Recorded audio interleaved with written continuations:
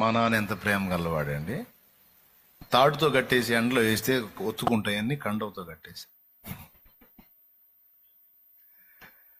అంటే శిక్షే మళ్ళీ నొప్పి తగలకుండా, ఎక్కువ ఇబ్బంది పడకుండా. మళ్ళీ హడావుడి చేస్తే ఆమె వచ్చిందని తెలుసు.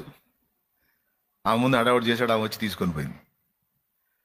ఒక తండ్రికి ఎంత మమత ఉందో దానికి మించిన మమత దేవునికి ఉంది మన ఎడల.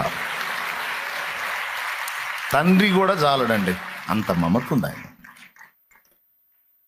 ఆయన దగ్గర పోయి కూర్చోవచ్చు, నువ్వు నీకు భయం కలిగితే పోయి మాట్లాడవచ్చు.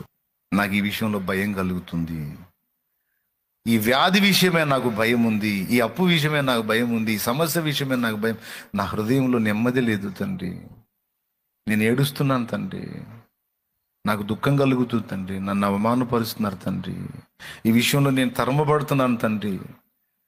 తండ్రి అని నువ్వు మాట్లాడవచ్చు, నాన్నతో మాట్లాడవచ్చు. నాన్న అని నువ్వు మీ నాన్న ఎట్లా పిలుచుకుంటూ అట్లా కూర్చొని మాట్లాడవచ్చు నువ్వు ఆయనతో. నా కంటికి కనపడ్డా కదా అన్న అంటే నో, నీ దగ్గరే ఉంటాడు ఆయన. అబద్ధం ఆడకుండా నేను నిజం చెప్తున్నాను, ఆయనే మాట్లాడాడు. సదాకాలము నేను మీతో కూడా ఉన్నాను అనే వాగ్దానం ఉందా లేదా? దాంతోపాటు ఇంకో మాట, నేను మీతో కూడా ఉందును,